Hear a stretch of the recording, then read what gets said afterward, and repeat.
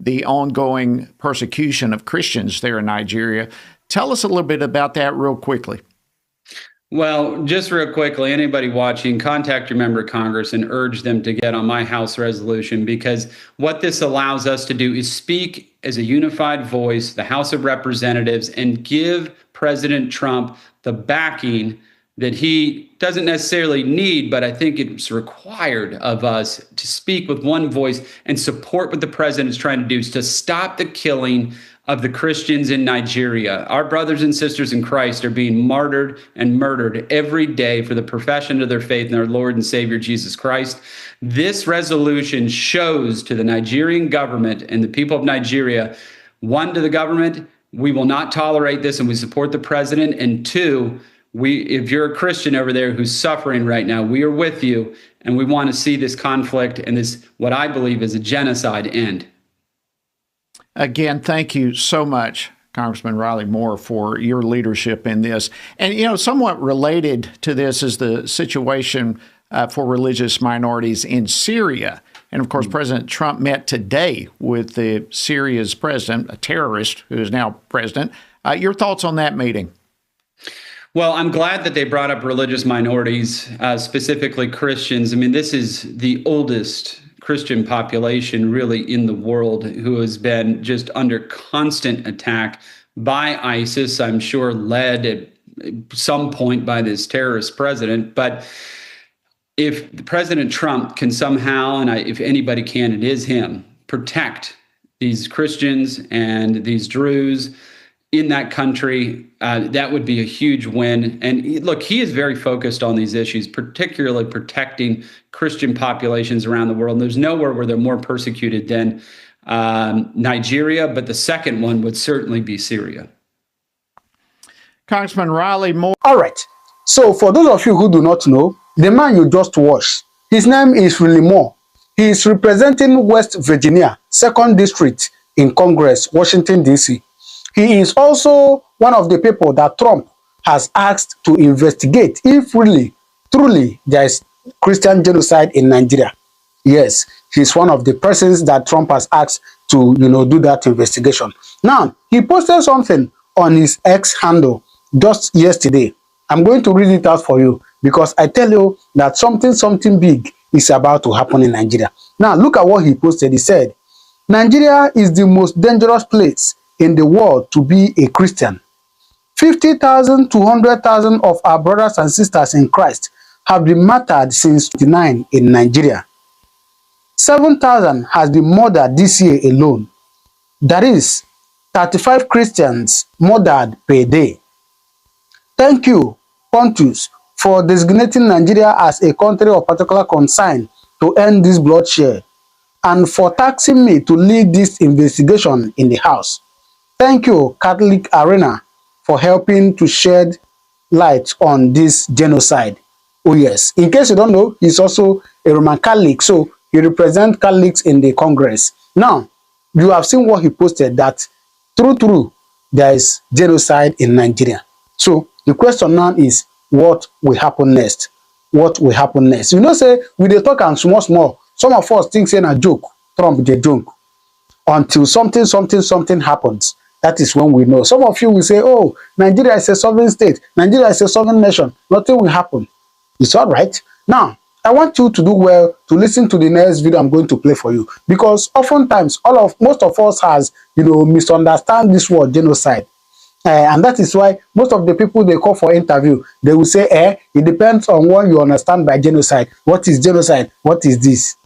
Now, listen to a lawyer analyze what genocide is and if truly there is genocide in Nigeria. But then I ask you, watching this, in this situation, what do you think that Christians should do at this point? Should they pray? Even if they should take action, probably you will say, let them take action. What do you think they will do at this point? Do well to drop your comment in the comment section. But please, I want to beg you to spend a little time and listen to this video that our brother did and get what he meant by genocide, please. Let's start directly. Mr. Osajie, is there a genocide that is targeted at the Christian population in Nigeria?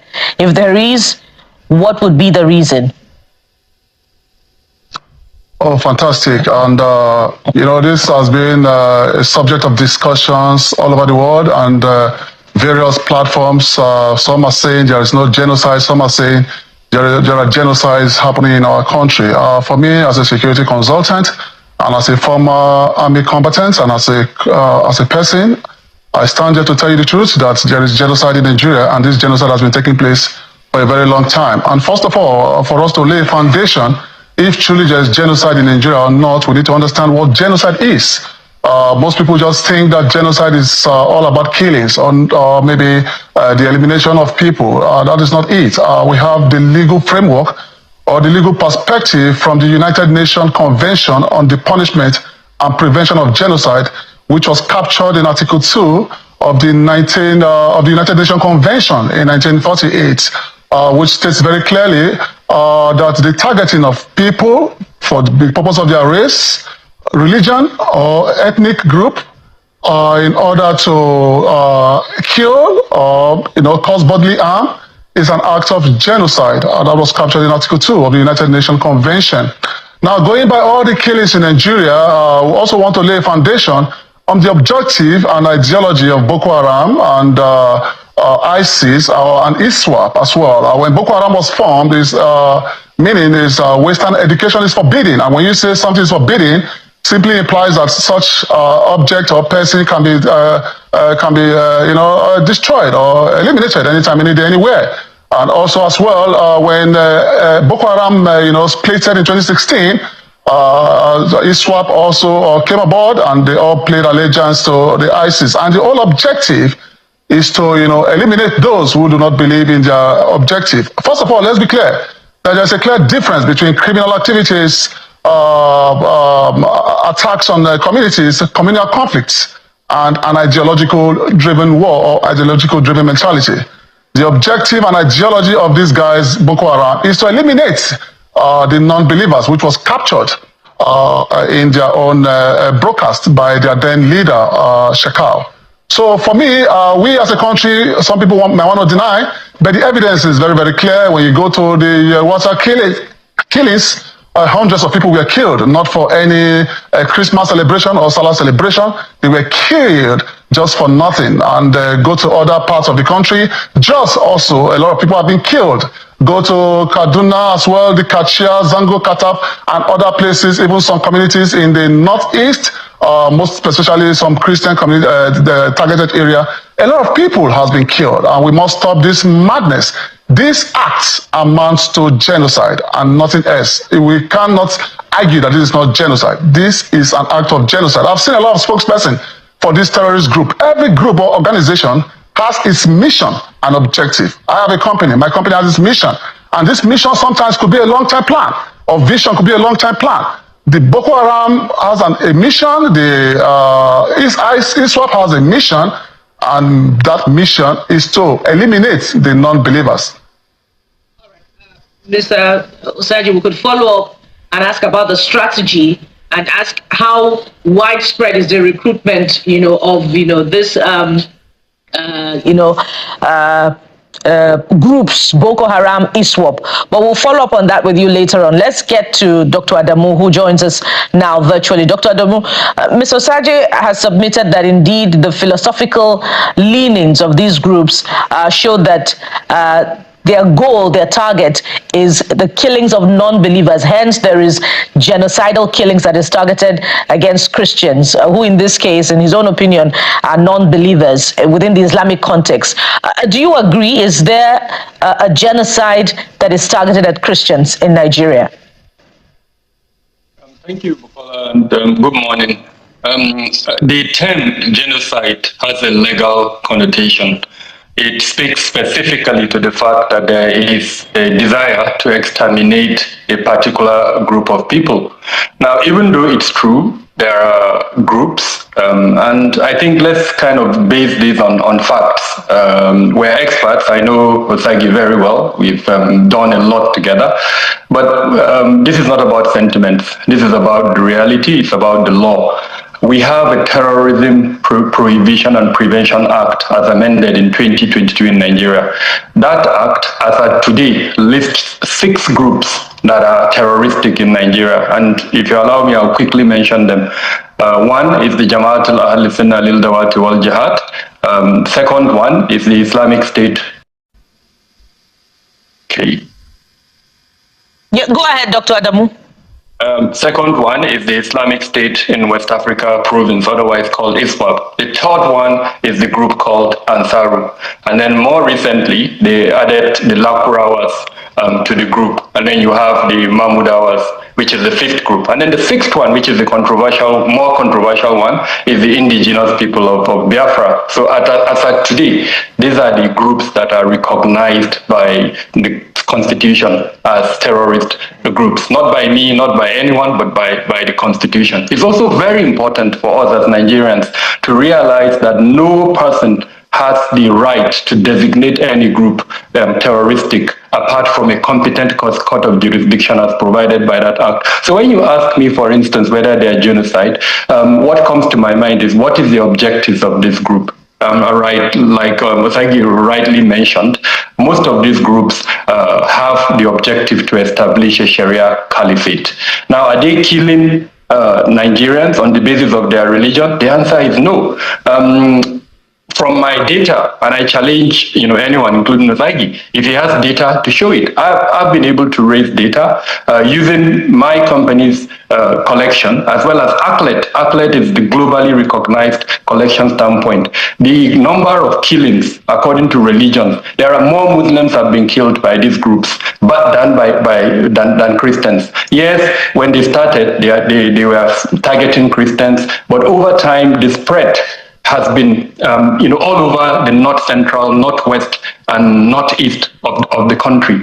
Now, when you tabulate all of the figures, and I was shocked. I have a team. The team includes Christians, they include Muslims. We have a DEI policy in my company, which is diversity, equity, and inclusion. The numbers speak for themselves.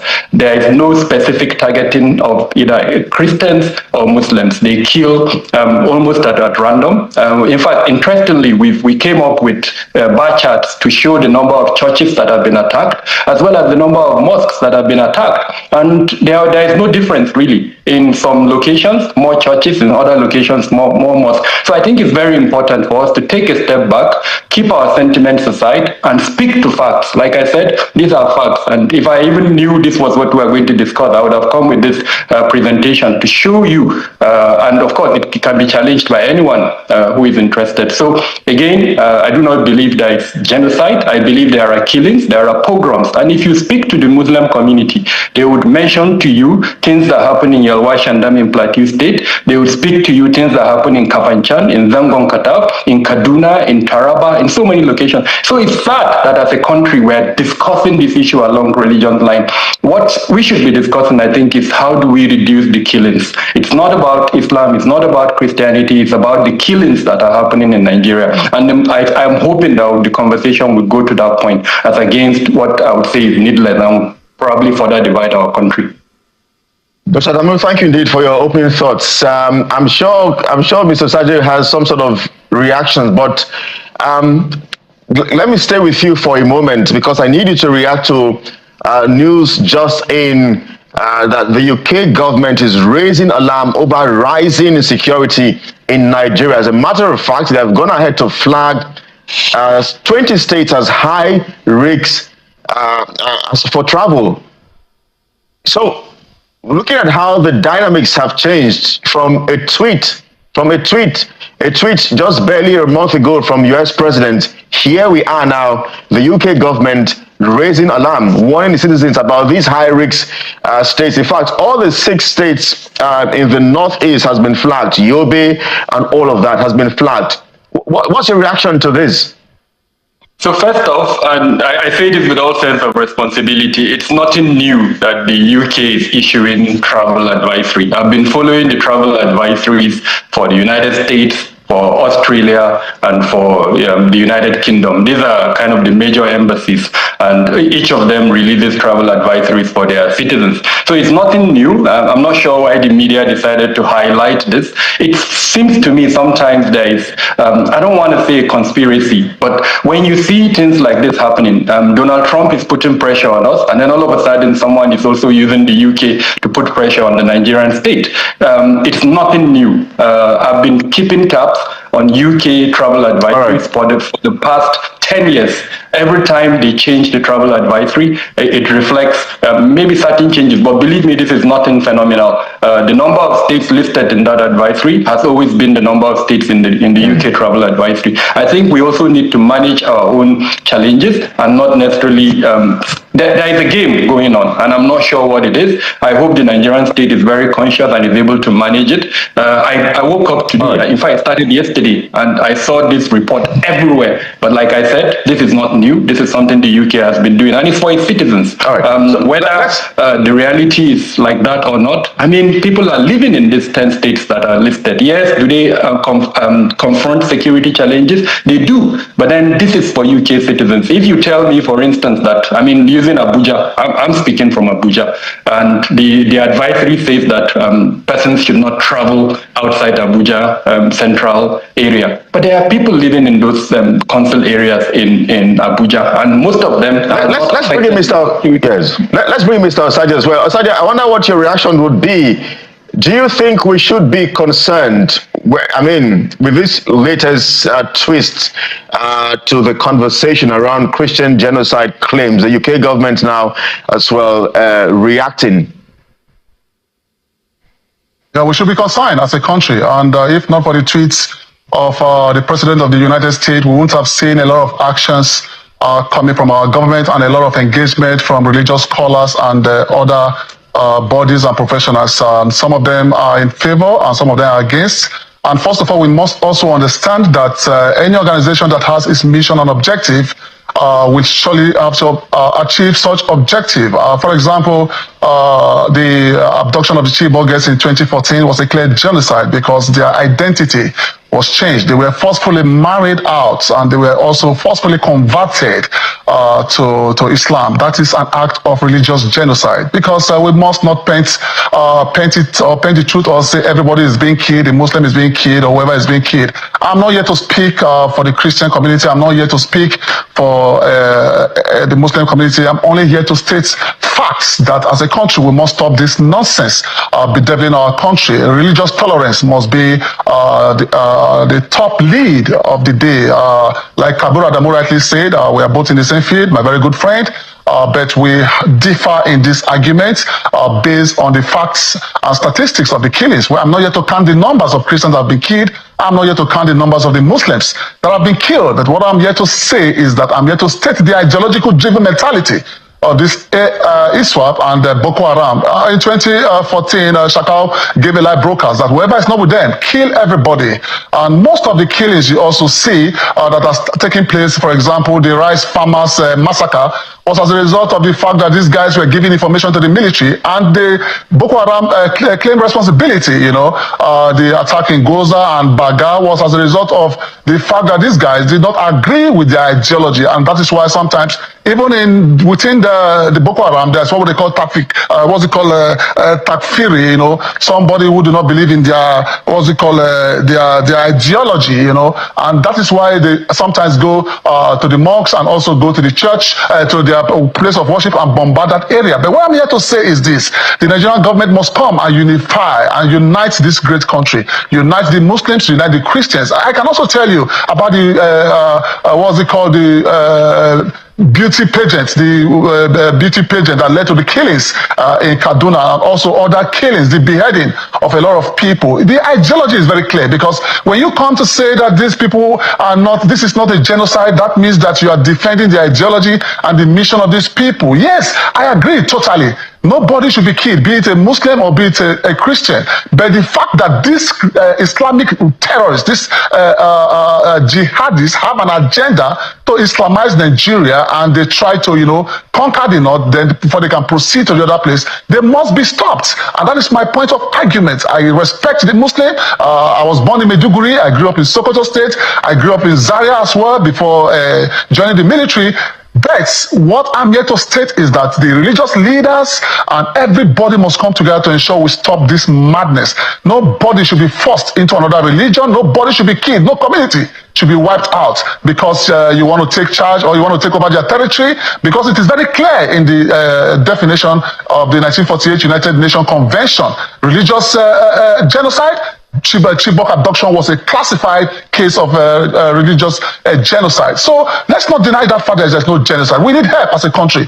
We need the military to take charge of these killings, because the killings of most of these people is getting out of hand, and we must ensure that we bring this situation to a state of positive peace and ensure those who go after the Christians community are brought to books, those who go after the Muslim communities are brought to books. I'm not denying a lot of Muslims have been killed, and the reason why they were killed was stated on the internet by the leaders of Boko Haram, and also they were very clear that the reason why they were killed is because they do not believe in their ideology. And not every Muslims or most of the Muslim communities, not all of them believe in the ideology of this Boko Haram, and that is why they sometimes bomb the mosque and bomb most of the Muslim community. But the objective and ideology of these people is to Islamize the country and also wipe out most of this Christian community, and that must be stopped.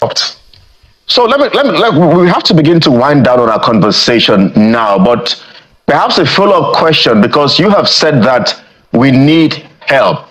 And if I reflect on the words of the cleric, Pastor E.A. Adeboye, he has advised the government of the day to move fastly, to move diplomatically, and to move with wisdom. So I wonder if you agree with the cleric.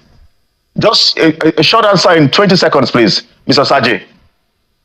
I agree with the clerics, but why now? The tweet of the president says, United States says, move fast, and that was a conditional statement, and it wasn't a threat to invade our sovereignty, and we must not paint the truth as it is. So what the government of Nigeria should be doing is to look for the sponsors of these people, set up a board of inquiry to find out why this group was formed, and those who sponsored it, and those who are sponsoring it to date, and bring them to justice. Whoever is also taking side and negotiating with this terrorist group, this deadly human being, they must also be brought to book. We must not romance or play with human lives, because every life matters. And when you go to the hierarchy of protection, Kelly, human life comes first when it comes to hierarchy of protection. It's not our resources, it's not our goods and services, it's human life. So let's start looking at the protection of human life, which is the fundamental purpose of governance, which states that the protection of lives and property is the topmost priority of the government, and they must not take side. Everybody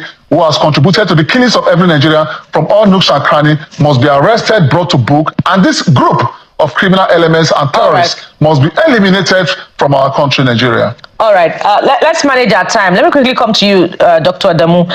When you listen to the cleric, it appears as if what's coming is inevitable.